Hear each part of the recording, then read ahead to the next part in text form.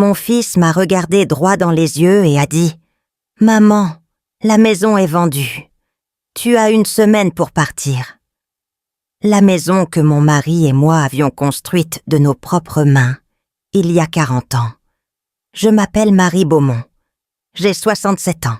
Aujourd'hui, je vis dans un petit appartement lumineux avec vue sur la mer. Et chaque matin, quand je me réveille, je remercie le ciel d'être encore là, d'être encore debout, d'être encore moi-même. Mais il y a 2 ans, j'ai dormi sur un banc dans un parc, parce que mes propres enfants m'avaient volé ma maison. Ce que je vais vous raconter est l'histoire la plus douloureuse de ma vie. C'est aussi l'histoire de ma renaissance. Tout a commencé bien avant cette phrase terrible. Tout a commencé il y a 40 ans, quand Pierre, mon mari, m'a emmené voir un terrain vague à la périphérie de Lyon. C'était un samedi matin de mars. Il faisait froid. Le terrain était couvert de mauvaises herbes et de pierres. Pierre m'a pris la main et m'a dit « Marie, c'est ici qu'on va construire notre vie. » J'ai regardé ce terrain abandonné et j'ai vu ce que Pierre voyait. J'ai vu les murs, les fenêtres, le jardin. J'ai vu nos enfants courir dans l'herbe. J'ai vu notre avenir. Nous avons construit cette maison de nos propres mains. Pierre était menuisier. Il travaillait du lundi au vendredi. Et le week-end, nous allions sur le chantier. Je mélangeais le ciment pendant qu'il posait les briques. Je peignais les murs pendant qu'il installait les fenêtres. Chaque soir, nous rentrions épuisés, couverts de poussière, mais heureux, parce que nous construisions plus qu'une maison. Nous construisions un foyer. La construction a duré 3 ans. 3 ans de sacrifices, d'économies, de week-ends sans repos. Nous n'avions pas d'argent pour partir en vacances. Nous n'avions pas d'argent pour des vêtements neufs. Tout passait dans la maison. Mais quand nous avons enfin emménagé, quand j'ai vu Pierre porter notre fils Julien dans ses bras pour franchir le seuil, j'ai su que chaque sacrifice en valait la peine. Julien était notre premier enfant. Il est né en 1982, 1 an avant la fin des travaux. C'était un bébé calme, avec les yeux de son père et mon sourire. Je me souviens de ses premiers pas dans le salon, de ses premiers mots dans la cuisine, de ses premiers dessins sur les murs, que Pierre avait mis tant de temps à peindre. Nous aurions dû être furieux. Nous avons ri. 4 ans plus tard, Céline est arrivée, une petite fille aux boucles brunes, vive comme un oiseau, toujours en mouvement. Elle courait dans le jardin, grimpait aux arbres, ramenait des insectes dans ses poches. Julien, lui, était plus réservé. Il préférait les livres, les puzzles, les jeux de construction. Ils étaient différents, mais ils s'aimaient. Je les regardais grandir dans cette maison, et je me disais que la vie m'avait tout donné. Pierre travaillait énormément. Il avait ouvert son propre atelier de menuiserie, et les commandes ne manquaient pas. Moi, j'étais institutrice dans l'école primaire du quartier. Le matin, j'accompagnais mes enfants à l'école, puis j'enseignais à d'autres enfants. Le soir, nous nous retrouvions tous les 4 autour de la table de la cuisine. Pierre racontait sa journée. Les enfants racontaient la leur. Et moi, j'écoutais, heureuse, comblée. Le jour où Pierre a planté le rosier dans le jardin reste gravé dans ma mémoire. C'était notre 10e anniversaire de mariage. Il est rentré du travail avec un petit arbuste dans les mains, les racines enveloppées dans un sac en plastique. « C'est un rosier ancien », m'a-t-il dit. « Il fleurira chaque année en juin, exactement à la date de notre mariage. » Nous l'avons planté ensemble, au fond du jardin, près de la clôture. Et chaque année, sans exception, il a fleuri en juin. Des roses d'un rose pâle, presque blanc, avec un parfum si doux qu'on pouvait le sentir depuis la terrasse. Les années ont passé. Julien a grandi. Il est devenu un adolescent sérieux, puis un jeune homme ambitieux. Il a fait des études de commerce, a trouvé un travail dans une grande entreprise, a gravi les échelons. À 30 ans, il avait une belle voiture, un bel appartement, une belle fiancée, Nathalie. Je me souviens de la première fois qu'il nous l'a présentée. Elle était jolie, souriante, polie. Elle m'a serré la main et m'a dit « Madame Beaumont, Julien m'a tellement parlé de vous. » J'aurais dû remarquer qu'elle ne m'avait pas regardé dans les yeux. J'aurais dû remarquer que son sourire était un peu trop parfait. Mais j'étais tellement heureuse de voir mon fils amoureux que je n'ai rien vu. Céline, elle, avait pris un autre chemin. Elle était devenue infirmière, comme elle l'avait toujours voulu. Elle travaillait dans un hôpital à Marseille, loin de nous. Elle appelait une fois par semaine, venait pour les fêtes, mais sa vie était ailleurs. Je ne lui en voulais pas. Les enfants grandissent, les enfants partent. C'est la vie. Et puis Pierre est tombé malade. Cancer du pancréas. Le diagnostic est tombé comme une sentence, un matin de novembre. Les médecins ont parlé de mois, peut-être d'1 an si les traitements fonctionnaient. Pierre m'a regardé et il a dit « Marie, on va se battre. » Et nous nous sommes battus. Pendant 18 mois, nous nous sommes battus. Les hôpitaux, les chimiothérapies, les nuits blanches, les espoirs, les rechutes. Julien venait de temps en temps, toujours pressé, toujours avec son téléphone à la main. Céline a pris un congé pour rester avec nous pendant les dernières 2 semaines. Pierre est mort un mardi matin de mai, dans notre chambre, dans notre maison, dans mes bras. Ses derniers mots ont été « Marie, la maison est à toi. Promets-moi de ne jamais la quitter. » J'ai promis. Je lui ai promis en pleurant, en tenant sa main qui devenait froide. Jamais, mon amour, jamais. Après sa mort, je me suis retrouvée seule dans cette grande maison, seule avec les souvenirs, seule avec le silence. Les enfants sont repartis à leur vie. Julien à Lyon, Céline à Marseille. Je comprenais. Ils avaient tant leur travail, leurs responsabilités. Mais parfois, le soir, quand le silence devenait trop lourd, je sortais dans le jardin et je m'asseyais près du rosier de Pierre. Je lui parlais, je lui racontais ma journée, et le vent dans les feuilles me répondait. 2 ans après la mort de Pierre, Julien est venu me voir. C'était un dimanche après-midi. Il était seul, sans Nathalie. Il semblait nerveux, préoccupé. Nous avons bu un café dans la cuisine. Et puis il m'a dit « Maman, j'ai réfléchi. Cette maison est trop grande pour toi toute seule. Et l'entretien coûte cher. Je me suis dit que peut-être, pour simplifier les choses, tu pourrais me la transférer maintenant.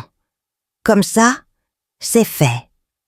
Et je m'occupe de tout. » J'ai posé ma tasse. Me l'a transférée? Il a hoché la tête. Une donation. C'est plus simple pour les impôts. Et puis, de toute façon, un jour, elle sera à moi. Autant anticiper. J'ai regardé mon fils. Mon fils qui avait fait ses premiers pas dans ce salon. Mon fils qui avait grandi dans cette maison. Et j'ai pensé, il a raison. Pourquoi compliquer les choses? C'est mon fils. Je peux lui faire confiance. Nous sommes allés chez le notaire la semaine suivante. Maître Fontaine, un homme âgé, avec des lunettes rondes et une voix douce. Il a préparé les documents, expliqué les termes juridiques.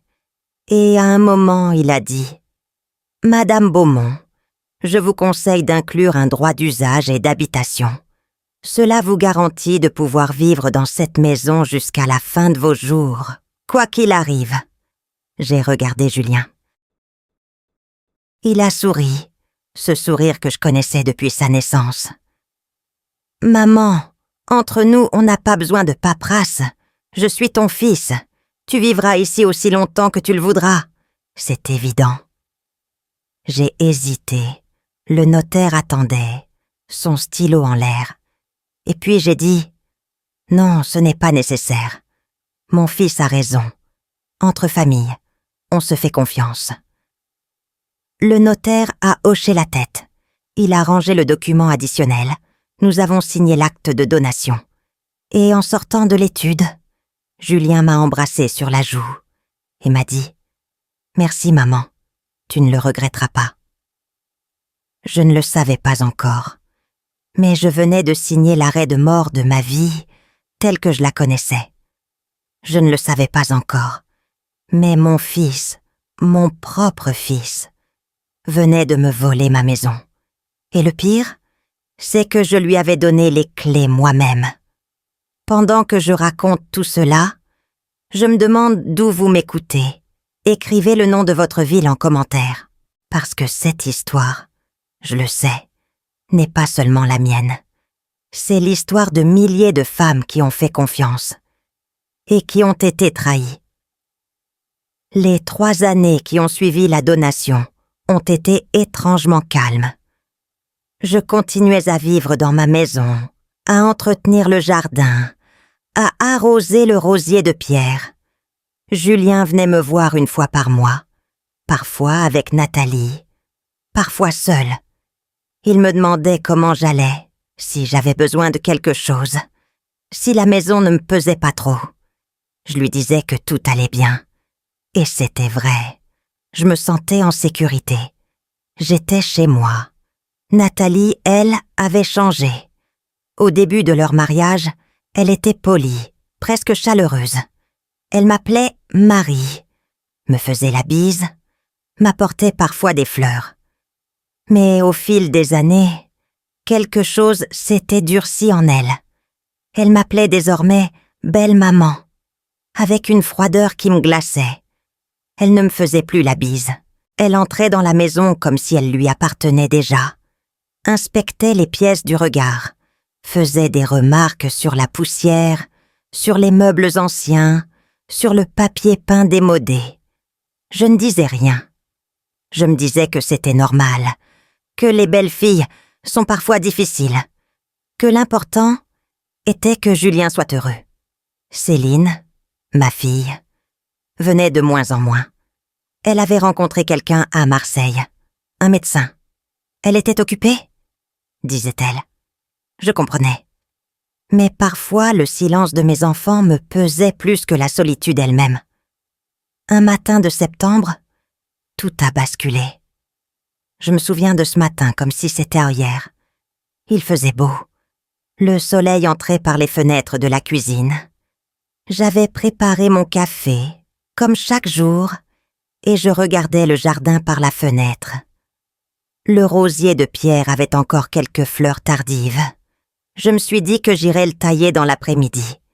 Et puis j'ai vu les voitures. 2 voitures garées devant ma maison. Des gens en sortaient. Des inconnus. Un homme en costume, une femme avec un carnet, un autre homme avec un appareil de mesure. Ils sont entrés dans mon jardin sans sonner, sans demander la permission. Ils ont commencé à marcher sur ma pelouse, à mesurer mon terrain, à prendre des photos de ma maison. Je suis sortie immédiatement. Mon cœur battait vite. J'ai demandé ce qu'il faisait là.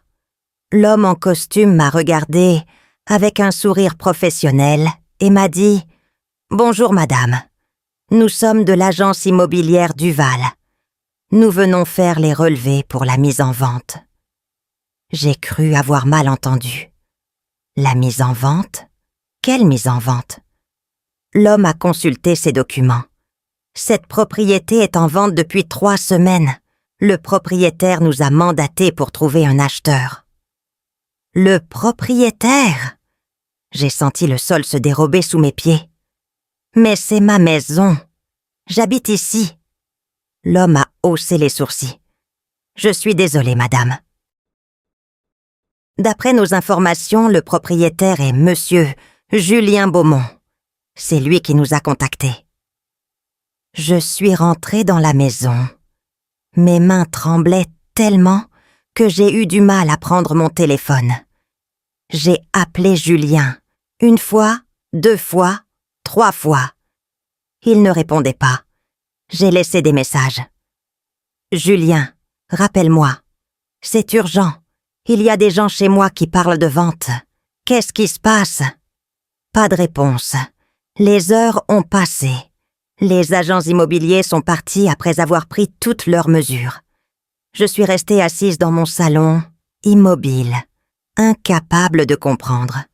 C'était impossible. Julien n'aurait jamais fait ça. Pas mon fils. Pas l'enfant que j'avais porté, que j'avais élevé, que j'avais aimé, de tout mon cœur. Le soir est tombé. J'étais toujours assise dans le noir quand j'ai entendu une voiture dans l'allée. Des portières qui claquent, des voix. La porte d'entrée s'est ouverte. Julien est apparu, suivi de Nathalie. Il portait un costume sombre. Elle portait un tailleur gris. Il ressemblait à des gens d'affaires, venus conclure une transaction. Je me suis levée. J'ai allumé la lumière. J'ai regardé mon fils. Julien, qu'est-ce qui se passe? Des agents immobiliers sont venus ce matin. Ils parlent de vente. Julien n'a pas répondu tout de suite. Il a échangé un regard avec Nathalie. Elle a hoché la tête, presque imperceptiblement. Alors il s'est tourné vers moi, et il a dit ces mots que je n'oublierai jamais. « Maman, il faut être réaliste.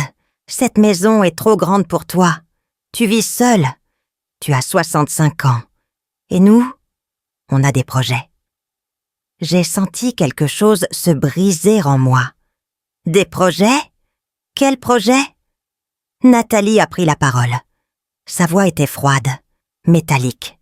« Marie, Julien a trouvé un acheteur, quelqu'un qui est prêt à payer un très bon prix. Avec cet argent, on pourra enfin lancer notre entreprise. Et vous pourrez vous installer dans une petite résidence. Ce sera plus pratique pour tout le monde. » Je les ai regardés tous les deux, mon fils et sa femme. Ils étaient debout dans le salon de ma maison, la maison que Pierre et moi avions construite de nos mains, et ils me parlaient comme si j'étais une locataire dont le bail arrivait à terme. J'ai dit, d'une voix que je ne reconnaissais pas, « Cette maison, c'est toute ma vie. C'est la maison de votre père. Vous ne pouvez pas la vendre. » Julien a soupiré. Il avait l'air agacé, comme si je lui faisais perdre son temps. « Maman, la maison est à mon nom. Tu me l'as donnée, tu te souviens? C'est légal, je peux en faire ce que je veux. » J'ai secoué la tête. « Tu m'as promis que je pourrais y vivre aussi longtemps que je le voudrais. Tu m'as promis, Julien. » Il a détourné les yeux. « Les choses changent, maman. On a des dettes. C'est la seule solution. » Nathalie s'est avancée d'un pas. Elle a posé sa main sur le dossier d'une chaise. Ma chaise. Celle où je m'asseyais pour lire le soir. « Marie, soyons clairs. Vous avez 1 semaine pour faire vos cartons. L'acheteur veut visiter samedi prochain, et il ne veut pas voir de meubles anciens partout. On viendra vous aider à trier vos affaires. Le reste, on le fera débarrasser. » J'ai regardé mon fils. J'attendais qu'il dise quelque chose, qu'il la contredise, qu'il me défende. Mais il restait silencieux, les yeux baissés, comme un enfant pris en faute. Non, pas comme un enfant pris en faute, comme un homme qui avait fait son choix. J'ai dit, « Julien, regarde-moi. » Il a levé les yeux, et dans son regard, j'ai cherché mon petit garçon, celui qui courait dans ce jardin, celui qui m'apportait des fleurs pour la fête des mères, celui qui me disait qu'il m'aimait. Mais je ne l'ai pas trouvé. Il n'y avait plus rien dans ce regard. Juste du calcul. « Tu ne peux pas me faire ça, » ai-je murmuré. « Tu es mon fils. » Il a haussé les épaules. « Justement, maman, je suis ton fils. » Un jour, de toute façon, cette maison devait me revenir. On accélère juste les choses. Nathalie a souri. Ce sourire que je détestais. Ce sourire de victoire. Allez, Marie, ne faites pas de drame. Vous verrez, vous serez très bien dans une petite résidence. Il y aura des gens de votre âge. Vous vous ferez des amis. Ils sont partis peu après. Julien m'a embrassé sur la joue, machinalement, comme on embrasse une vieille tante à Noël. Nathalie m'a fait un signe de la main, et la porte s'est refermée. Je suis restée debout dans le salon, seule, dans le silence. Ma maison. Il voulait me prendre ma maison. Cette maison où j'avais vécu 40 ans. Cette maison où mes enfants étaient nés. Cette maison où Pierre était mort dans mes bras. Je suis sortie dans le jardin. La nuit était tombée. Les étoiles brillaient au-dessus de ma tête. Je me suis agenouillée devant le rosier de Pierre. J'ai touché ses feuilles, ses épines, ses dernières fleurs. Et j'ai pleuré comme je n'avais pas pleuré depuis la mort de Pierre. Des larmes de douleur, de colère, de désespoir. Des larmes de mère trahie. Cette nuit-là, je n'ai pas dormi. Je suis restée assise dans le fauteuil de Pierre, celui qu'il aimait tant, celui où il lisait le journal le dimanche matin. Et j'ai pensé à ma vie, à tout ce que j'avais donné, à tout ce qu'on venait de me prendre. Au lever du soleil, une pensée m'est venue. Une pensée simple, claire, comme une évidence. Je n'allais pas me laisser faire, pas sans me battre, pas sans savoir exactement ce qui s'était passé. Quelque chose n'allait pas dans cette histoire. Et j'allais découvrir quoi. Le lendemain matin, j'ai appelé Céline. J'avais besoin de parler à quelqu'un, de comprendre, de savoir si ma fille était au courant de ce qui se passait. Le téléphone a sonné longtemps avant qu'elle ne décroche. Sa voix était distante, pressée. « Maman, je suis au travail. Qu'est-ce qui se passe ?» J'ai tout raconté. Les agents immobiliers, Julien, Nathalie, la vente, la semaine pour partir. J'attendais qu'elle s'indigne, qu'elle me soutienne, qu'elle appelle son frère pour lui dire qu'il était fou. Mais le silence qui a suivi m'a glacée. « Céline, tu es là ?» Elle a soupiré. « Maman, je suis au courant. Julien m'en a parlé il y a quelques semaines. » Mon cœur s'est arrêté. « Tu étais au courant ? Et tu ne m'as rien dit ?» Sa voix est devenue plus basse, presque un murmure. « Maman, je ne veux pas m'en mêler. C'est entre Julien et toi.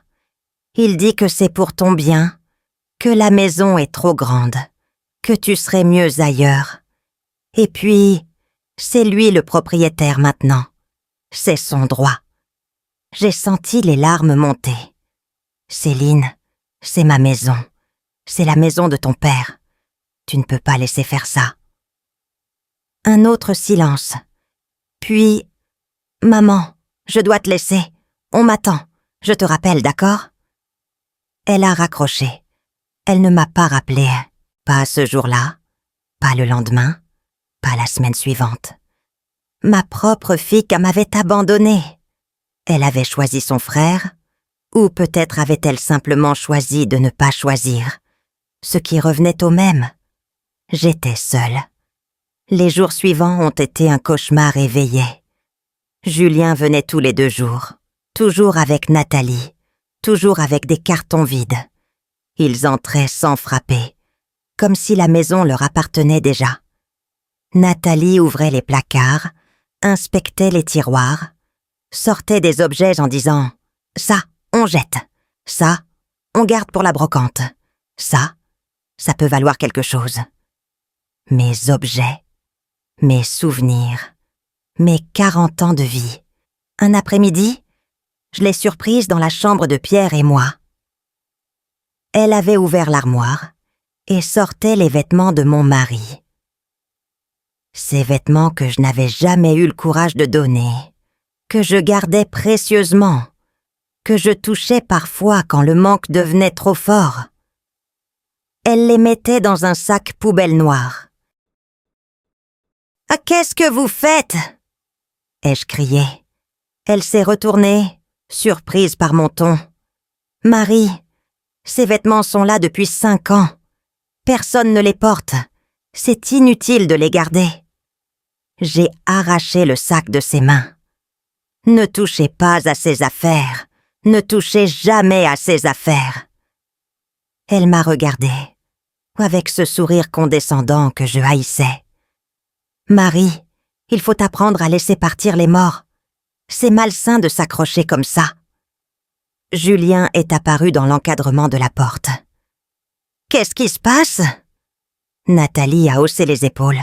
« Ta mère fait une crise pour de vieux vêtements. » Il m'a regardé, et j'ai vu dans ses yeux quelque chose qui ressemblait à de la pitié. Pas de la compassion, de la pitié. Comme on regarde une vieille femme qui perd la tête. « Maman, Nathalie a raison. Il faut faire le tri. On n'a pas beaucoup de temps. » Je n'ai pas répondu. J'ai serré le sac contre moi et je suis sortie de la chambre. Ce soir-là, j'ai remis les vêtements de Pierre dans l'armoire. J'ai fermé la porte à clé. C'était une petite victoire, dérisoire, mais c'était la mienne. La semaine s'écoulait. Chaque jour, Julien et Nathalie emportaient ces quelque chose. Les tableaux du salon, les lampes anciennes, la vaisselle de ma grand-mère. Ils disaient qu'ils les stockaient pour moi, qu'ils me les rendraient quand je serais installée dans ma nouvelle résidence. Mais je savais qu'ils mentaient. Je le voyais dans leurs yeux, dans leur empressement, dans leur façon de fouiller ma maison comme des charognards. Un matin, Nathalie a amené des visiteurs, l'acheteur potentiel et sa femme. Un couple jeune, bien habillé, enthousiaste. Ils sont entrés dans ma maison, dans mon salon, dans ma cuisine. Ils ont marché sur mes tapis, touché mes murs, ouvert mes fenêtres. La femme a dit « Cette cuisine est un peu vieillotte, mais avec quelques travaux, ça peut devenir magnifique. » Le mari a regardé le jardin et a ajouté « Il faudra refaire toute la pelouse. Et ce rosier au fond, là il prend trop de place. On pourra l'enlever pour agrandir la terrasse. » J'étais assise dans un coin du salon, invisible, oubliée. Personne ne me regardait, personne ne me demandait mon avis. J'étais devenue un fantôme dans ma propre maison. Quand les visiteurs sont partis, Nathalie m'a dit « Ils sont très intéressés. Si tout va bien, on signe dans 2 semaines. » 2 semaines ? 2 semaines avant de perdre tout ce que j'avais ? 2 semaines avant de me retrouver à la rue. Le soir même, je suis sortie dans le jardin. Le soleil se couchait derrière les arbres. J'ai marché jusqu'au rosier de Pierre.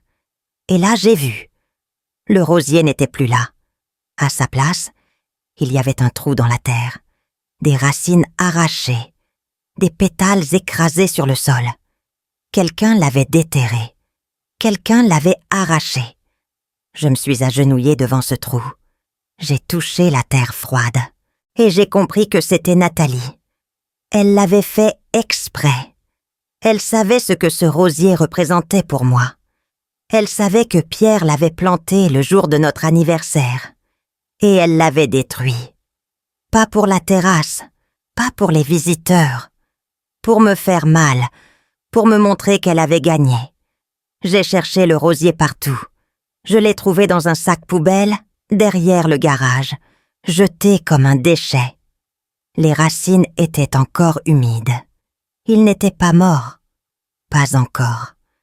Je l'ai sorti du sac, je l'ai porté dans la maison et je l'ai planté dans un grand pot en céramique. Je l'ai mis dans ma chambre, près de la fenêtre, là où personne ne pourrait le toucher. « Tu vas survivre », lui ai-je murmuré, « comme moi. » Les jours passaient, je voyais mes voisins, des gens que je connaissais depuis des années, détourner le regard quand je les croisais. Une voisine, Madame Perrin, avec qui je prenais le thé autrefois, a changé de trottoir en me voyant. J'ai compris plus tard que Nathalie leur avait parlé. Elle leur avait dit que j'avais des problèmes de mémoire, que je devenais confuse, que c'était pour ça que mes enfants devaient me placer en résidence. Elle avait transformé ma tragédie en histoire de vieille femme sénile. Un après-midi, je faisais les courses au supermarché du quartier. Une caissière que je connaissais depuis des années m'a regardée avec un air de pitié et m'a dit « Courage, Madame Beaumont. C'est difficile, la vieillesse. Mais vos enfants font ce qu'il faut pour vous. » J'ai voulu lui dire la vérité. J'ai voulu crier que mes enfants me volaient, me trahissaient, me détruisaient. Mais les mots ne sont pas sortis. Je suis partie sans rien dire. Un soir, en rangeant des papiers dans le bureau de Pierre, j'ai trouvé une vieille photo de famille. Nous étions tous les 4 sur la terrasse, devant la maison. Julien avait 12 ans, Céline 8. Pierre me tenait par la taille. Nous sourions tous. C'était un dimanche d'été, je m'en souviens. Nous avions fait un barbecue. Les enfants avaient été jouer dans le jardin jusqu'à la nuit tombée. Nous étions heureux. J'ai regardé cette photo longtemps. J'ai regardé le visage de Julien enfant, ses yeux innocents, son sourire sincère. Qu'était-il devenu? Quand avait-il changé? Était-ce Nathalie qui l'avait transformé? Ou était-ce là depuis toujours, caché sous la surface, attendant le bon moment pour sortir? Je n'avais pas de réponse. Mais je savais une chose. Je ne pouvais pas rester là à attendre qu'il me jette dehors. Je devais agir. Je devais me battre. Le lendemain matin, j'ai pris ma décision. J'allais aller voir le notaire, Maître Fontaine, celui qui avait rédigé l'acte de donation. Je voulais comprendre mes droits, savoir si j'avais un recours, trouver une faille dans ce cauchemar. Le cabinet de Maître Fontaine était situé dans le centre-ville, dans un vieil immeuble bourgeois. Je suis arrivée sans rendez-vous, le cœur battant. La secrétaire m'a fait attendre 1 heure, dans un couloir sombre. Puis le notaire m'a reçu. Il avait vieilli depuis notre dernière rencontre. Ses lunettes rondes étaient les mêmes, mais ses cheveux étaient devenus blancs. Il m'a fait asseoir et m'a demandé ce qui m'amenait. J'ai tout raconté. La vente, Julien, Nathalie, la semaine pour partir. Il m'écoutait en silence, les mains jointes sur son bureau. Quand j'ai eu fini, il a dit « Madame Beaumont, je suis sincèrement désolé. Ce que vous vivez est terrible. » Puis il s'est levé, est allé vers une armoire métallique et a sorti un dossier épais. « Votre dossier, a-t-il dit. Je l'ai gardé, comme tous les autres. Laissez-moi vérifier quelque chose. » Il a feuilleté les documents pendant de longues minutes. Je le regardais faire, le cœur suspendu. Et puis, soudain, il s'est arrêté. Son visage a changé. Il a relevé les yeux vers moi et j'ai vu quelque chose dans son regard. De la surprise, de l'espoir. « Madame Beaumont, a-t-il dit lentement, regardez ceci. » Il a tourné le document vers moi. C'était l'acte de donation. Je l'avais signé 3 ans plus tôt. Mais sur la dernière page, il y avait un paragraphe que je ne me souvenais pas avoir lu. Un paragraphe en petits caractères, presque invisible. Le notaire a pointé du doigt une phrase. « Lisez ici. » J'ai lu, et mon cœur s'est arrêté.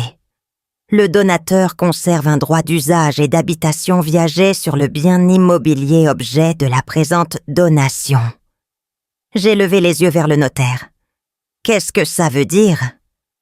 Il a souri. Un vrai sourire. Ça veut dire, Madame Beaumont, que vous avez le droit de vivre dans cette maison jusqu'à la fin de vos jours. Légalement, personne ne peut vous en expulser. La vente de cette maison sans votre consentement est nulle. Je ne comprenais pas. Mais Julien m'a dit que je n'avais pas besoin de ce document. Vous m'avez proposé un droit d'usage, et j'ai refusé. » Le notaire a secoué la tête. « Vous avez refusé un document séparé, oui. Mais moi, j'ai quand même inclus cette clause dans l'acte principal. C'est une pratique standard dans mon cabinet. Je le fais systématiquement pour protéger les donateurs. Votre fils n'a manifestement pas lu les petits caractères. » J'ai regardé le document. Cette phrase, ces quelques mots qui changeaient tout. Julien avait cru m'avoir volé ma maison. Mais il avait oublié un document qui me sauvait la vie. Le notaire m'a fait une copie certifiée de l'acte. En me l'attendant, il a dit « Madame Beaumont, avec ce document, vous avez une arme. Mais je dois vous prévenir de quelque chose d'autre. » Son visage est redevenu grave. « En préparant votre dossier, j'ai découvert autre chose. Votre fils a hypothéqué la maison. 3 fois en 2 ans. Il a contracté des dettes considérables.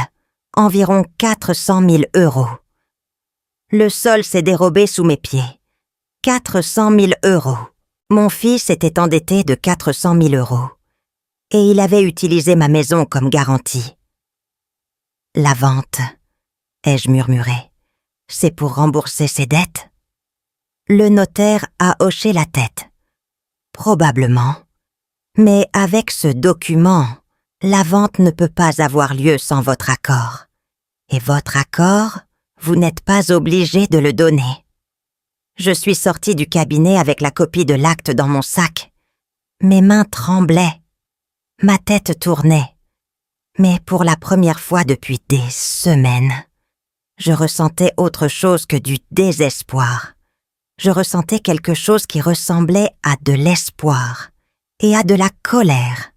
Une colère froide, profonde, déterminée. Mon fils m'avait trahi. Ma fille m'avait abandonnée. Mais ils avaient fait une erreur. Et cette erreur allait leur coûter cher. Je suis rentrée chez moi ce soir-là avec le document dans mon sac, serré contre ma poitrine comme un trésor. La maison était silencieuse. Julien et Nathalie n'étaient pas venus aujourd'hui. Ils devaient penser que tout était réglé, que je préparais mes cartons comme une bonne mère obéissante, que dans quelques jours je serais partie et qu'ils pourraient enfin vendre ma maison et rembourser leurs dettes. Ils se trompaient. Je me suis assise dans le salon, dans le fauteuil de pierre. J'ai sorti le document et je l'ai relu 1 fois, 2 fois, 10 fois. Ces mots qui changeaient tout, ce droit d'usage et d'habitation viagée que le notaire avait inclus sans que personne ne le remarque. Julien n'avait pas lu les petits caractères. Il avait été trop pressé, trop sûr de lui, trop convaincu que sa mère était une vieille femme naïve qu'on pouvait manipuler à sa guise. Il s'était trompé. Mais je n'ai pas appelé Julien ce soir-là. Je n'ai pas brandi le document comme une arme. Je n'ai rien dit, parce que quelque chose me retenait, quelque chose de profond, de douloureux, que je n'arrivais pas à nommer. Cette nuit-là, je n'ai pas dormi. Je suis restée assise dans le jardin, à l'endroit où le rosier de pierre avait été arraché. Le trou était toujours là, béant, comme une blessure dans la terre.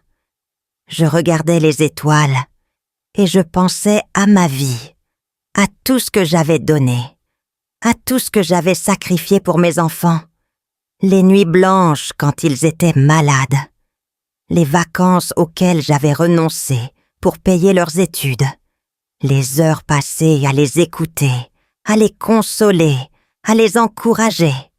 Et voilà comment ils me remerciaient, en me volant ma maison, en me jetant à la rue, en me traitant comme un meuble encombrant dont on veut se débarrasser. Vers 3 heures du matin, une question m'est venue. Une question terrible. Est-ce que je pouvais vraiment détruire mon propre fils? Parce que c'était cela que ce document représentait. Une arme, une bombe. Si je l'utilisais, la vente serait annulée. Julien ne pourrait pas rembourser ses dettes. Il serait ruiné. Peut-être même poursuivi pour fraude. Sa vie serait détruite. Et c'est moi qui aurais appuyé sur le bouton. J'ai pensé à Julien enfant, à son premier jour d'école quand il avait pleuré en me quittant, à ses bulletins de notes qu'il me montrait fièrement, à ses dessins maladroits qu'il m'offrait pour la fête des mères, à ce garçon doux et timide qui me disait qu'il m'aimait chaque soir avant de s'endormir. Où était-il passé?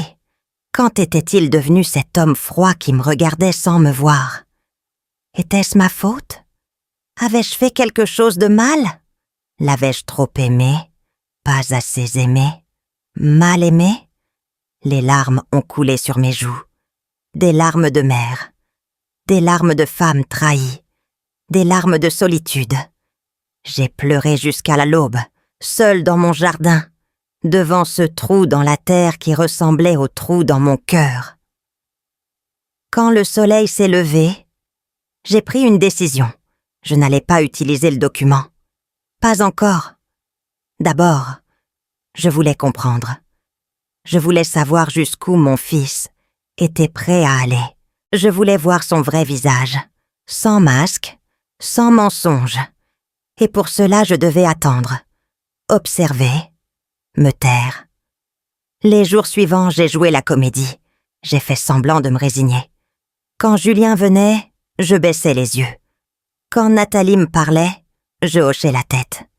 J'ai commencé à emballer quelques affaires dans des cartons, juste assez pour qu'ils croient que j'obéissais. Ils étaient satisfaits.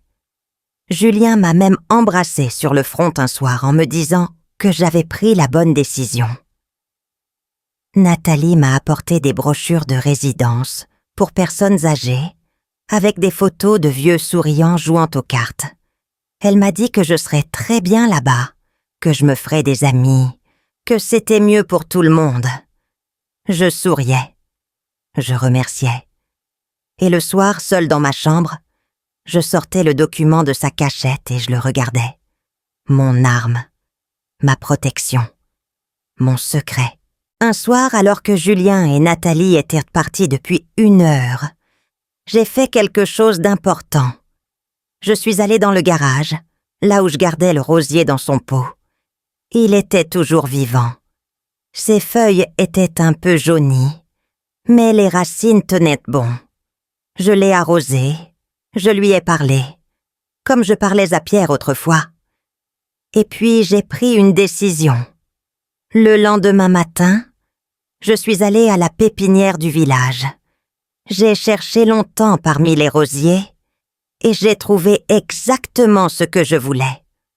Un rosier ancien, de la même variété que celui de Pierre. Des roses d'un rose pâle, presque blanc. Le vendeur m'a dit qu'il fleurirait en juin, comme l'autre.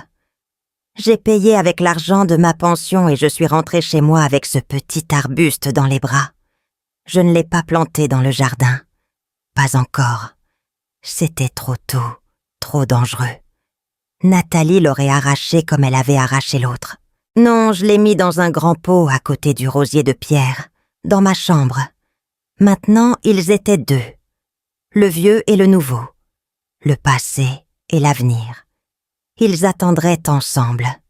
Et quand le moment serait venu, quand j'aurais gagné, je les planterais tous les 2 dans mon jardin. Côte à côte, pour toujours. Ce geste peut sembler dérisoire. Un rosier dans un pot. Qu'est-ce que cela changeait à ma situation? Rien, en apparence. Mais pour moi, c'était tout. C'était un acte de foi. Une promesse que je me faisais à moi-même. Je ne partirai pas. Je ne me laisserai pas chasser. Cette maison était la mienne, et j'allais la garder. Quelques jours plus tard, j'ai appelé un vieil ami de Pierre, Maître Gérard Bonnefoy. Il avait été avocat pendant 40 ans avant de prendre sa retraite. Pierre et lui se connaissaient depuis l'enfance. Ils avaient grandi ensemble dans le même village avant de partir chacun de leur côté. Mais ils étaient restés proches jusqu'à la mort de Pierre. Maître Gérard était venu à l'enterrement. Il m'avait serré la main et m'avait dit que si j'avais besoin de quoi que ce soit, je pouvais l'appeler. Je l'ai appelé. Je lui ai tout raconté. La donation, la vente, Julien, Nathalie, le document du notaire. Il m'a écouté sans m'interrompre.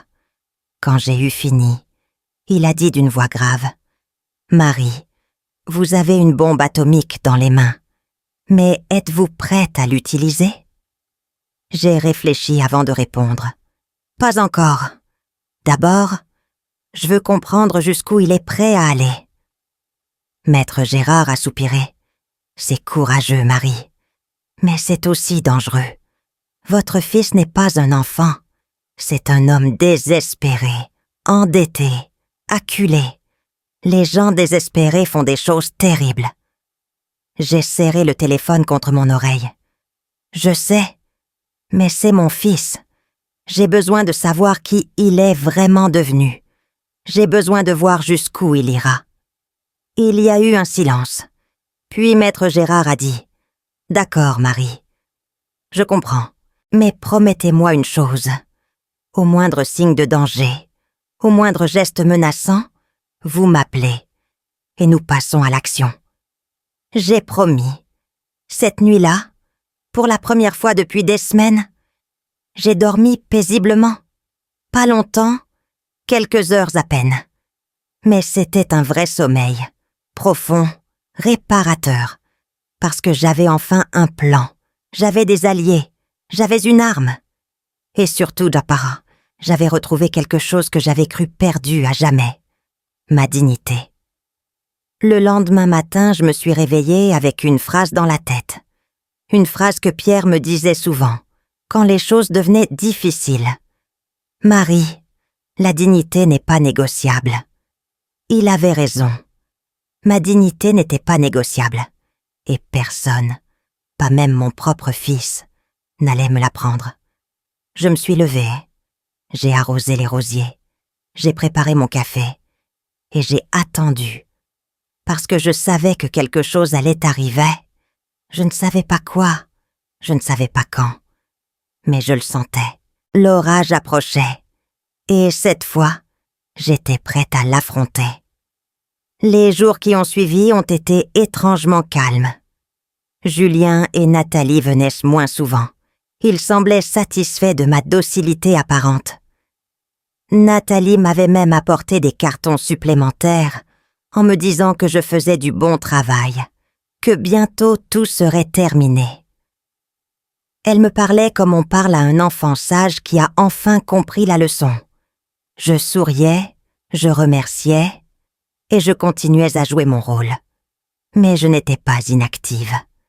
Chaque soir, après leur départ, je fouillais la maison à la recherche d'indices. Je voulais comprendre l'ampleur des dettes de Julien, savoir exactement ce qui s'était passé ces 3 dernières années. Dans le bureau de Pierre, j'ai trouvé des enveloppes que Julien avait laissées traîner lors de ses visites. Des relevés bancaires, des lettres de créanciers, des mises en demeure. La vérité était pire que ce que j'imaginais. Mon fils n'avait pas seulement des dettes, il était au bord de la faillite. Son entreprise, cette start-up technologique dont il parlait avec tant de fierté, avait fait faillite 6 mois plus tôt. Il avait perdu des investisseurs, des clients, des partenaires. Et pour tenter de sauver ce qui pouvait l'être, il avait emprunté, encore et encore, à des banques d'abord, puis à des sociétés de crédit, puis à des gens dont je préférais ne pas imaginer les méthodes de recouvrement. La maison, ma maison, était devenue sa planche de salut. Il l'avait hypothéquée une première fois pour renflouer sa trésorerie, puis une deuxième fois quand les choses avaient empiré, puis une troisième fois, quelques mois avant de décider de la vendre. Chaque fois, il avait signé des papiers, engagé le bien, creusé sa dette, et chaque fois, il ne m'avait rien dit. Parce que pour lui, cette maison lui appartenait. Je n'étais qu'un détail, une vieille femme qui occupait les lieux en attendant de mourir. J'ai passé des nuits à lire ces documents, à essayer de comprendre les termes juridiques, les montants, les échéances. 400 000 € de dette. C'était vertigineux. Et la vente de la maison, estimée à 500 000 €, devait tout régler. Rembourser les créanciers, payer les pénalités et laisser à Julien et Nathalie de quoi recommencer ailleurs. C'était leur plan. Un plan parfait, sauf qu'ils avaient oublié un document qui changeait tout. 1 semaine a passé, puis 2. La date de la vente approchait. Julien devenait nerveux. Il m'appelait tous les jours pour savoir où j'en étais, si j'avais trouvé une résidence, si j'avais besoin d'aide pour déménager. Sa voix était pressante, presque suppliante. Je sentais la peur derrière ses mots, la peur de l'homme acculé qui voit sa dernière chance lui échapper. Un soir, il est revenu seul, sans Nathalie. C'était la première fois depuis des mois. Il s'est assis dans le salon, face à moi, et il m'a regardé avec des yeux que je ne reconnaissais pas. Des yeux fatigués, cernés, presque désespérés. Il m'a dit qu'il était désolé, que les choses avaient été difficiles ces dernières années, que l'entreprise n'avait pas marché comme prévu, qu'il avait fait des erreurs, mais que maintenant, avec la vente de la maison, tout allait s'arranger, que je pouvais lui faire confiance, que tout irait bien. Je l'ai écouté sans rien dire.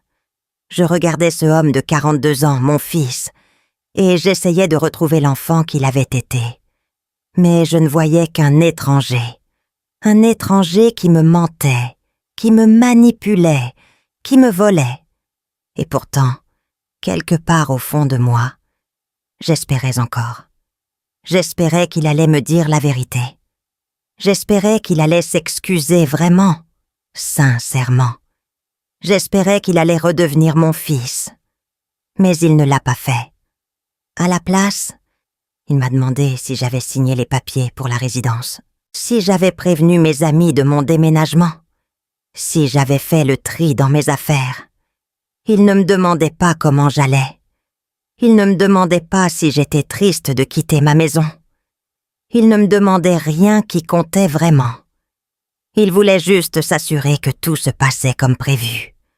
Je lui ai dit que tout était en ordre, que je serais partie à temps, que je ne causerais pas de problème.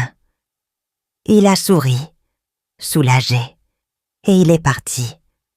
À la porte, il s'est retourné, et il a dit quelque chose qui m'a glacée.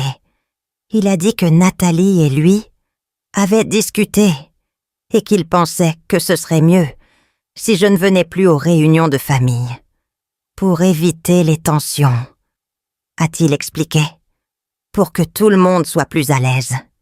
Il m'excluait de sa vie, définitivement. Cette nuit-là, je n'ai pas pleuré. J'étais au-delà des larmes. Je suis restée assise dans le noir, dans le fauteuil de pierre, et j'ai pensé à ce que mon fils venait de me dire. Il ne voulait plus me voir. Je n'existais plus pour lui. J'étais devenue un obstacle qu'il fallait éliminer, puis oublier. 3 jours plus tard, quelque chose s'est passé. Quelque chose que je n'avais pas prévu. J'étais dans la cuisine, en train de préparer mon déjeuner, quand le facteur a sonné. Il m'a tendu une lettre recommandée, une enveloppe officielle, avec l'entête du tribunal de grande instance de Lyon. Mon cœur s'est serré. J'ai signé l'accusé de réception avec des mains tremblantes. J'ai refermé la porte et j'ai ouvert l'enveloppe. C'était une convocation au tribunal. Julien avait déposé une requête pour me faire déclarer incapable majeur. Les mots dansaient devant mes yeux. Incapable majeur, mise sous tutelle, troubles cognitifs liés à l'âge, comportement incohérent, incapacité à gérer ses affaires personnelles. J'ai dû m'asseoir. Mes jambes ne me portaient plus. Mon propre fils me faisait passer pour folle. Il voulait me faire déclarer incapable pour pouvoir disposer de moi comme il l'entendait. Me mettre dans une résidence de force, gérer mon argent et surtout contourner le document du notaire. Parce que si j'étais déclarée incapable, mon droit d'usage et d'habitation ne vaudrait plus rien. Julien deviendrait mon tuteur. Il pourrait tout décider à ma place. Tout. L'audience était fixée dans 3 semaines. 3 semaines pour prouver que je n'étais pas folle. 3 semaines pour me défendre contre mon propre fils. 3 semaines pour sauver ma vie. J'ai appelé Maître Gérard immédiatement. Il a décroché à la première sonnerie. Je lui ai lu la lettre, la voix tremblante. Il m'a écoutée en silence. Puis il a dit des mots que je n'oublierai jamais. Il a dit que c'était grave, très grave, que Julien avait franchi une ligne, que ce n'était plus seulement une question d'argent ou de maison, c'était une tentative de destruction. Nous nous sommes vus le lendemain dans son bureau. Il avait déjà commencé à travailler sur le dossier. Il m'a expliqué la procédure.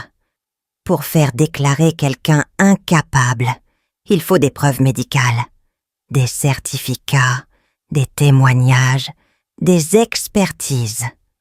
Julien avait fourni un certificat d'un médecin que je ne connaissais pas, un médecin que je n'avais jamais vu. Le certificat disait que je présentais des signes de démence sénile, des troubles de la mémoire, une confusion mentale, des mensonges signés par un médecin. Maître Gérard m'a regardé dans les yeux et m'a demandé si j'étais prête à me battre.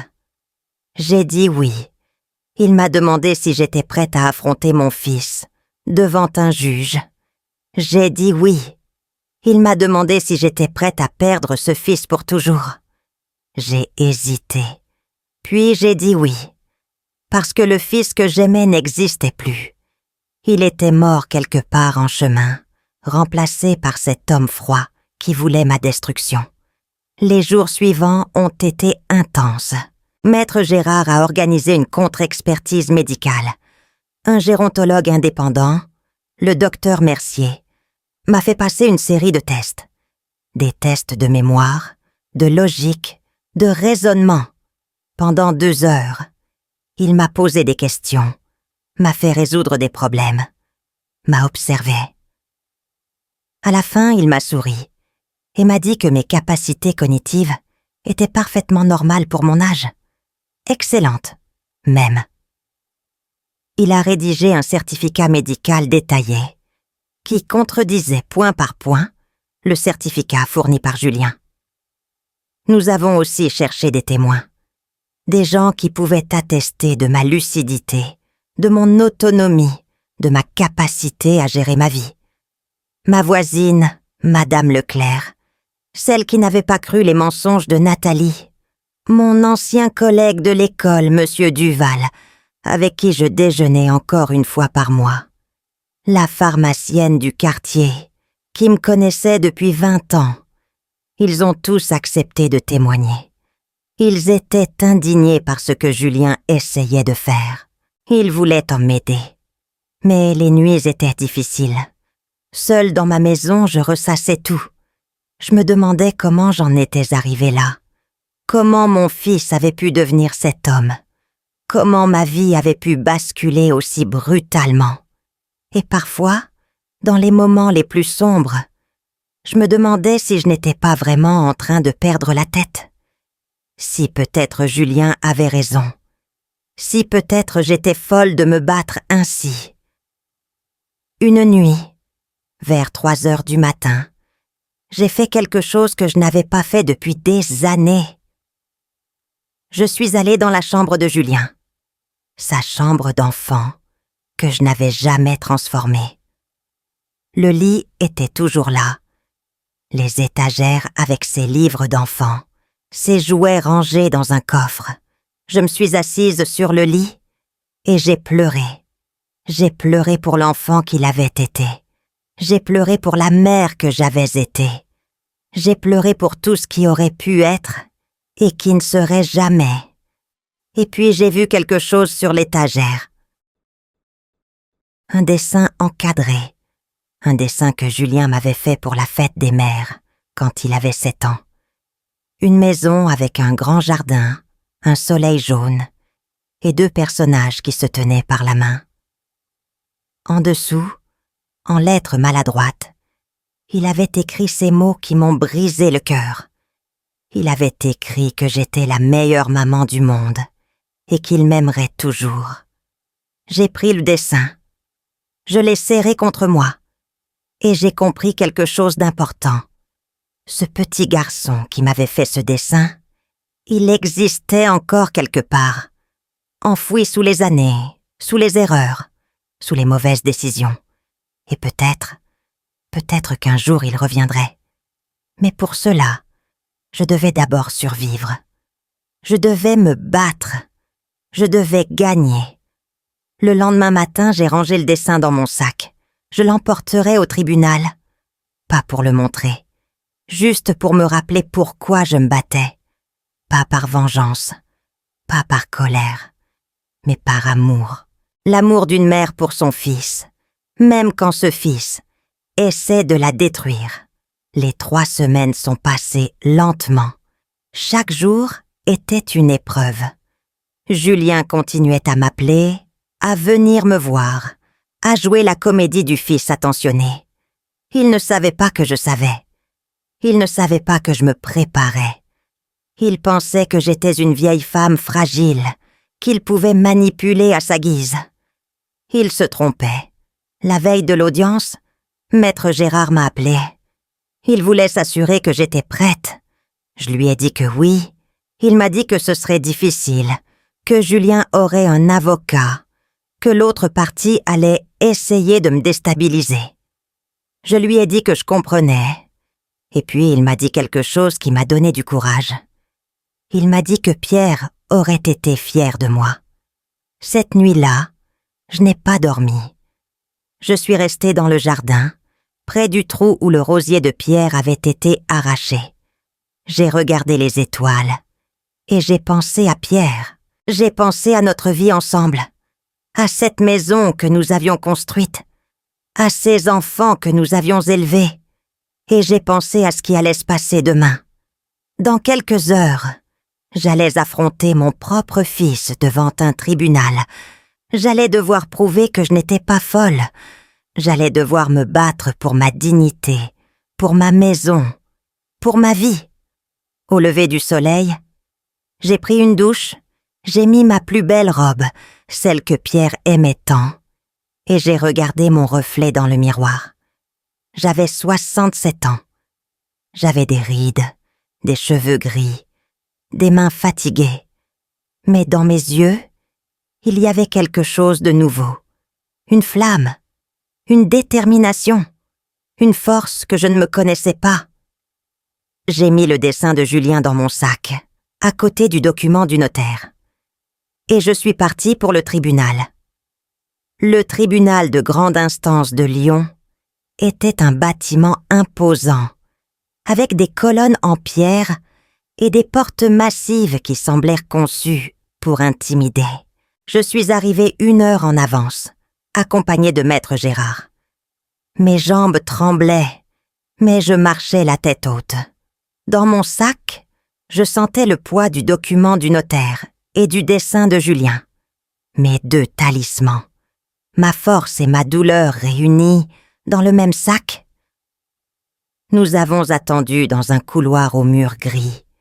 Des gens passaient, des avocats en robe noire, des greffiers pressés, des familles anxieuses. Je regardais ces visages inconnus et je me demandais combien d'entre eux vivaient des drames semblables aux miens. Combien de parents trahis par leurs enfants, combien de vies brisées par la cupidité. Et puis je les ai vus arriver. Julien d'abord, en costume sombre, le visage fermé. Nathalie ensuite, dans un tailleur gris, les lèvres pincées. Et derrière eux, Leur avocat, un homme grand et mince avec des lunettes rectangulaires et une mallette en cuir. Ils se sont installés de l'autre côté du couloir, sans me regarder. Julien fixait le sol. Nathalie consultait son téléphone. Ils avaient l'air sûrs d'eux, confiants. Ils pensaient avoir déjà gagné. Quelques minutes plus tard, une autre silhouette est apparue, au bout du couloir. Céline, ma fille, elle était venue. Mon cœur a bondi dans ma poitrine. Peut-être qu'elle était là pour me soutenir. Peut-être qu'elle avait enfin compris. Mais quand elle s'est approchée, elle n'est pas venue vers moi. Elle est allée s'asseoir à côté de Julien et Nathalie. Elle m'a jeté un regard bref, presque coupable. Puis elle a détourné les yeux. Ma propre fille avait choisi son camp. Et ce n'était pas le mien. L'huissier a ouvert la porte de la salle d'audience. Nous sommes entrés. La salle était austère, avec des bancs en bois sombre, une grande table pour les juges, et des néons qui éclairaient tout d'une lumière froide et impersonnelle. Je me suis assise à côté de Maître Gérard, face à Julien et son avocat. La juge est entrée quelques minutes plus tard. Une femme d'une 60aine d'années, le visage sévère mais les yeux attentifs. Elle s'appelait Madame Fontanelle. Elle s'est assise, a regardé les documents devant elle, puis a levé les yeux vers nous. Elle a déclaré l'audience ouverte et a donné la parole à l'avocat de Julien. L'avocat s'est levé avec l'assurance de celui qui a l'habitude de gagner. Il a commencé à parler de ma santé mentale, de mes prétendus troubles cognitifs, de mon comportement supposément incohérent. Il a cité le certificat médical fourni par Julien, ce certificat signé par un médecin que je n'avais jamais vu. Il a décrit une femme confuse, désorientée, incapable de prendre des décisions rationnelles. Il a dit que mon fils, par amour pour moi, demandait à être nommé tuteur pour me protéger de moi-même. Par amour. Ce mot dans sa bouche m'a donné la nausée. Puis ça a été le tour de Maître Gérard. Il s'est levé calmement, sans précipitation. Il a d'abord présenté le certificat médical du docteur Mercier, le gérontologue indépendant qui m'avait examiné. Il a lu à voix haute les conclusions de ce certificat qui attestait que mes capacités cognitives étaient parfaitement normales, excellentes même pour mon âge. Il a ensuite fait entrer nos témoins. Madame Leclerc, ma voisine, qui a raconté comment elle me voyait chaque semaine, active, lucide, capable de tenir une conversation pendant des heures. Monsieur Duval, mon ancien collègue, qui a parlé de nos déjeuners mensuels, de nos discussions sur l'actualité, de ma mémoire impeccable. La pharmacienne, qui a témoigné que je gérais mes médicaments sans aucune difficulté depuis des années. Chaque témoignage était un coup porté à la version de Julien. Je voyais son visage se crisper, ses mains se serrer sur ses genoux. Nathalie, à côté de lui, avait perdu son air supérieur. Elle regardait la juge avec une anxiété croissante. Mais le meilleur était encore à venir. Maître Gérard a sorti le document du notaire. Il l'a présenté à la juge avec une lenteur délibérée. Il a expliqué ce qu'il contenait, cette clause de droit d'usage et d'habitation viagée que Julien avait ignorée ou oubliée. Il a expliqué que cette clause me donnait le droit de vivre dans ma maison jusqu'à ma mort, quoi qu'il arrive. Il a expliqué que la vente prévue par Julien était donc illégale, nulle de plein droit, et il a ajouté autre chose. Il a sorti les relevés bancaires, les lettres de créanciers, les preuves des hypothèques successives que Julien avait contractées sur ma maison sans mon consentement. 400 000 € de dettes, des dettes que Julien voulait rembourser en vendant un bien sur lequel je conservais des droits. C'était une fraude. Julien s'est levé d'un bond Son visage était devenu blanc. Il a crié que c'était faux, que j'avais renoncé à ce droit, que le notaire avait fait une erreur. La juge lui a ordonné de se rasseoir. Elle lui a demandé s'il avait un document prouvant que j'avais renoncé à mon droit d'usage. Julien a regardé son avocat. L'avocat a regardé ses papiers. Le silence s'est étiré, lourd, oppressant. « Non », a finalement dit Julien. « Non, c'était un accord oral, entre familles. » La juge l'a regardé avec une expression que je n'oublierai jamais. Une expression de mépris contenu, de dégoût professionnel. Elle lui a dit que les accords oraux ne valaient rien devant la loi, que seuls les documents comptaient et que le document, ici, était clair. C'est alors que je me suis levée. Je n'avais pas prévu de parler. Maître Gérard m'avait conseillé de rester silencieuse, de laisser les avocats faire leur travail.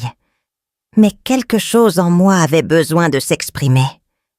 J'ai demandé à la juge si je pouvais dire quelques mots. Elle a hésité, puis elle a hoché la tête. Je me suis tournée vers Julien, mon fils, l'enfant que j'avais porté, que j'avais aimé, que j'avais élevé dans cette maison qu'il voulait me voler. Et j'ai parlé. J'ai dit que je ne comprenais pas. J'ai dit que je l'avais aimé de tout mon cœur, que j'avais tout sacrifié pour lui, que je lui avais donné ma maison parce que je lui faisais confiance. J'ai dit qu'il m'avait promis que je pourrais y vivre jusqu'à ma mort, qu'il m'avait regardé dans les yeux et qu'il m'avait menti.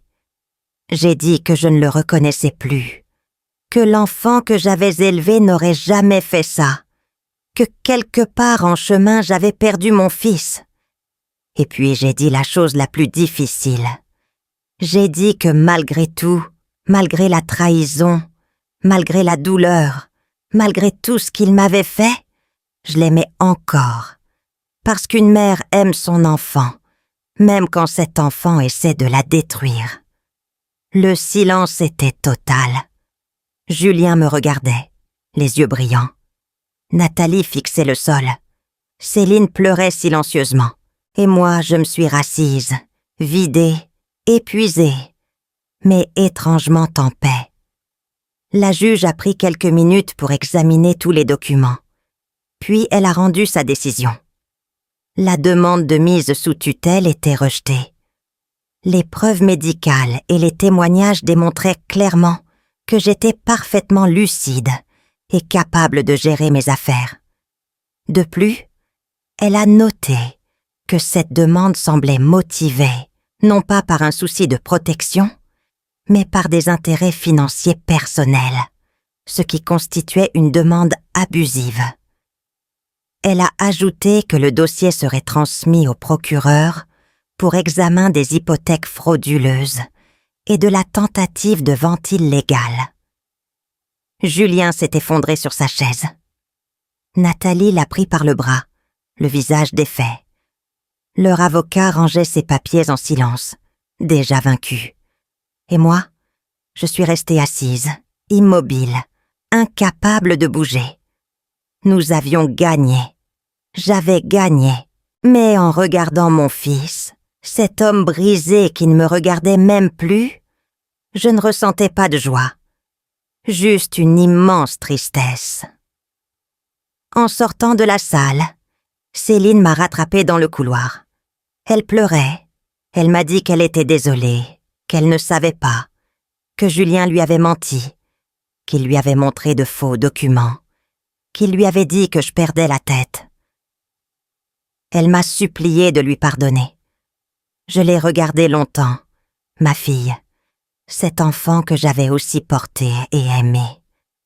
Et j'ai dit quelque chose que je pensais vraiment. J'ai dit qu'elle avait choisi de ne pas vérifier, qu'elle avait préféré croire son frère plutôt que de me parler, qu'elle m'avait abandonnée quand j'avais le plus besoin d'elle. J'ai dit que c'était peut-être pire que ce que Julien avait fait, parce que Julien était désespéré, acculé. Mais elle avait juste eu peur de s'impliquer. J'ai dit que je ne savais pas si je pouvais lui pardonner. Pas maintenant, peut-être jamais. Et je suis partie, la laissant seule dans ce couloir gris, avec ses larmes et ses regrets. 3 mois ont passé depuis cette audience au tribunal. 3 mois pendant lesquels ma vie a lentement repris son cours, différente, transformée, mais paisible. Je suis revenue dans ma maison le soir même du jugement, et quand j'ai ouvert la porte, quand j'ai respiré l'odeur familière de ces murs que Pierre et moi avions construits ensemble, j'ai su que j'étais enfin chez moi, vraiment chez moi. Plus personne ne pouvait me prendre cet endroit. Plus personne ne pouvait me chasser. Le document du notaire avait fait son travail, et la justice avait reconnu mes droits. Les semaines suivantes ont été consacrées à remettre de l'ordre dans ma vie et dans ma maison. Les cartons que j'avais commencé à remplir pour faire semblant de partir, je les ai vidés un par un, replaçant chaque objet à sa place, chaque souvenir dans son coin. Les vêtements de Pierre sont retournés dans l'armoire de notre chambre, soigneusement pliés, protégés. Les photos de famille ont retrouvé leur cadre sur les murs du salon. Et le rosier de Pierre, celui que Nathalie avait arraché et que j'avais sauvé dans un pot, je l'ai replanté dans le jardin, exactement au même endroit qu'avant. À côté de lui, j'ai planté le nouveau rosier, celui que j'avais acheté à la pépinière pendant les jours les plus sombres. Maintenant, ils poussent ensemble, côte à côte, leurs branches entrelacées, comme un symbole de ce que j'ai traversé et de ce que j'ai reconstruit. Julien est sous le coup d'une enquête judiciaire pour les hypothèques frauduleuses et la tentative de vente illégale de ma maison. Je ne sais pas ce qui va lui arriver, et je me surprends à ne plus vraiment m'en soucier. Ce n'est pas de l'indifférence, c'est plutôt une forme d'acceptation. J'ai fait tout ce que je pouvais faire en tant que mère. Je l'ai aimé, je l'ai élevé, je lui ai donné tout ce que j'avais. Ce qu'il a choisi de faire de cet amour, ce qu'il est devenu, ce sont ses décisions, ses erreurs, sa vie. Je ne peux pas porter ce fardeau à sa place. J'ai appris, à 67 ans, que l'amour maternel a ses limites, non pas dans sa profondeur, mais dans son pouvoir. On peut aimer un enfant de tout son cœur et ne pas pouvoir le sauver de lui-même. Nathalie a demandé le divorce quelques semaines après le jugement. Elle a pris les enfants et elle est partie vivre chez ses parents. Je ne l'ai pas revue et je ne souhaite pas la revoir. Elle restera pour moi celle qui a arraché le rosier de Pierre, celle qui m'appelait le vieux meuble à débarrasser, celle qui a transformé mon fils en un homme que je ne reconnais plus. Peut-être que Julien était déjà ainsi avant elle, peut-être qu'elle n'a fait que révéler ce qui était caché. Je ne le saurai jamais. Et au fond, cela n'a plus d'importance. Julien m'a envoyé une lettre. Il y a 1 mois. Une seule page, écrite à la main, avec une écriture que j'ai reconnue immédiatement. Cette écriture qu'il avait depuis l'enfance, légèrement penchée vers la droite. Il disait qu'il était désolé, qu'il avait eu peur, qu'il avait paniqué, qu'il avait fait des choses terribles. Il disait qu'il comprenait si je ne voulais plus jamais lui parler, mais qu'il avait besoin que je sache qu'il regrettait. J'ai lu cette lettre plusieurs fois, assise dans le fauteuil de Pierre, et j'ai cherché en moi ce que je ressentais. De la colère, oui, encore un peu. De la tristesse, beaucoup. Mais aussi quelque chose d'inattendu, une forme de soulagement. Parce que quelque part, sous les mensonges et les trahisons, mon fils existait encore. Celui qui m'avait dessiné une maison avec un soleil jaune pour la fête des mères. Celui qui me disait qu'il m'aimerait toujours. Je n'ai pas répondu à sa lettre. Pas encore. Peut-être un jour, quand les blessures auront cicatrisé, quand le temps aura fait son travail. Mais pas maintenant. Maintenant, j'ai besoin de vivre pour moi. Avec Céline, les choses sont différentes. Elle m'appelle une fois par mois, timidement, comme si elle avait peur que je raccroche. Elle me demande comment je vais, si j'ai besoin de quelque chose, si elle peut venir me voir. Au début, je répondais par des phrases courtes, distantes. Mais peu à peu, quelque chose s'est adouci en moi. Elle n'était pas l'instigatrice de tout cela. Elle était juste lâche. Et la lâcheté, aussi douloureuse soit-elle, n'est pas la même chose que la cruauté.